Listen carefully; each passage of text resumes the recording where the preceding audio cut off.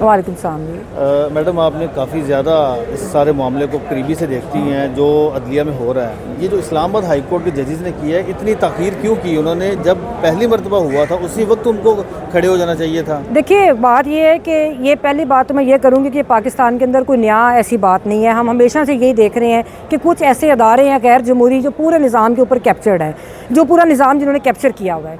अच्छा, अब जो ये बात है, मैं फिर भी उनको अप्रिशिएट करती हूँ कि वो कोई देर नहीं हुई, अच्छे काम में वो खड़े हो गए हैं। और एक अपनी नौयत का ये इस तरह भी अहम वाक़या है कि 6 जजेस, आला अदलिया के 6 जजेस इकट्ठे होकर और उन्होंने ख़त लिखा, उन्होंने अपने कंसर्न शो किए और उन्होंने डिटेल के साथ बात की। और ये बात नहीं कि उन्होंने आज खड़े हुए, आपने देखा कि उन्होंने ख़त के अंदर रेफरेंसेस दिए हुए हैं कि वो ये बार बार अपने कंसर्न जो थे शो करते रहे। लेकिन मैं ये समझती हूँ कि अगर इसके अंदर किसी ने कमज़ोरी दिखाई तो वो साबिक चीफ़ जस्टिस पाकिस्तान है। इसी तरह जो आज चीफ़ जस्टिस पाकिस्तान है, हमें ये नज़र आ रहा है कि वो भी अपनी ज़िम्मेदारियाँ अदा करने में नाकाम हुए हैं। क्योंकि अभी अगर आप बाकी पीछे का भी छोड़ दें, 24 घंटे को होने को आए हैं, इतना संगीन नौयत का वाक़या है और अब फिर मुल्क के अंदर ब्लैकआउट हो रहा है। इसमें आपको सियासी पहलू नहीं नज़र आ रहा? मुझे बिल्कुल कोई सियासी पहलू नज़र नहीं आ रहा। सियासी पहलू मुझे तब नज़र आता कि जब ये खामोश हो जाते, चूँकि ये बोल रहे हैं और हम सबको पता है कि पाकिस्तान के अंदर क्या हो रहा है। तो इसलिए मुझे सियासी नहीं, ये मुझे प्योरली आइनी पहलू नज़र आ रहा है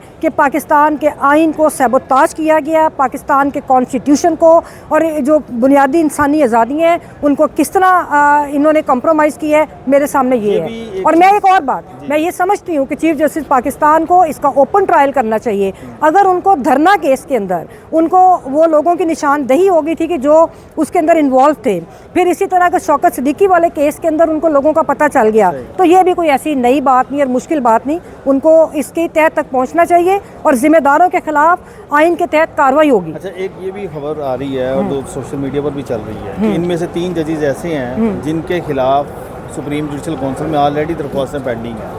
तो ये एक बात की जा रही है कि ये उस कार्रवाई से बचने के लिए भी ये हो रहा है जब से जस्टिस शौकत सिद्दीकी का फैसला हुआ। देखिए, मेरी बात सुने, पाकिस्तान के अंदर जो एहतसाब का निज़ाम है उसके ऊपर सबसे बड़ा सवाल यही है कि इंसाफ का निज़ाम जो है, वो जो एहतसाब का निज़ाम है वो भी एक मुक़य्यद निज़ाम है। और मैं ये समझती हूँ कि उल्टी बात मैं समझ रही हूँ कि इस वक्त उन ऑनरेबल जजेस को जिन्होंने एक अपनी आइनी ज़िम्मेदारी अदा की है कि उनको ब्लैकमेल करने के लिए एहतसाब का निज़ाम अगर इस्तेमाल किया गया तो हम उसके ख़िलाफ़ भी खड़े होंगे। हम लोगों ने खुद हमेशा बात की कि जजेस के ख़िलाफ़ भी एहतसाब होना चाहिए, लेकिन वो एहतसाब का मतलब ये नहीं है कि वो ज़ुबान बंदी के लिए इस्तेमाल हो। सही है। तो जो मुतालबा आपने किया कि चीफ जस्टिस को उसको नोटिस लेना चाहिए या फुल कोर्ट बुलाना चाहिए, अगर ये मुतालबा इस वक्त तस्लीम नहीं किया जाता तो लगता है कि ये मामला मिट्टी पाव वाला ख़त्म हो जाएगा ऐसे ही।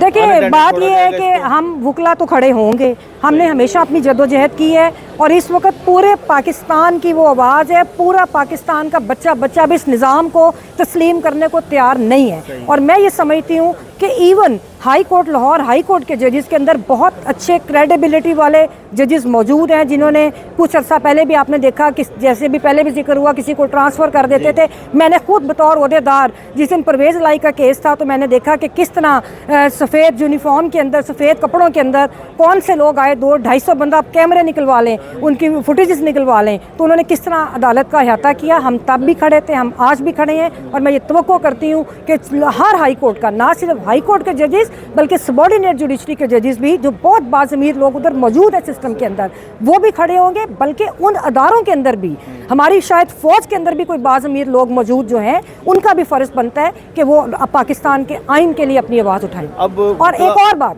इसमें बहुत अहम जिम्मेदारी पाकिस्तान की सियासी जमातों की है कि जिन्होंने, मैं समझती हूँ कि इस वक्त हुक्मरान जमातें हैं, उन्होंने एक पूरे निज़ाम के ऊपर कंप्रोमाइज़ करके गैर जमहूरी क़ुव्वतों के साथ खड़े हुए। मैं उनको उनकी मज़म्मत भी करती हूँ और लेकिन मैं फिर मुतालबा करती हूँ क्योंकि आखिरकार वो क्लेम करते हैं कि हम जमहूरी फोर्सेस हैं, कि आज उनको आके पाकिस्तान के अवाम के साथ और पाकिस्तान के आइन के साथ खड़ा होना होगा। Thank you very much. Thank you.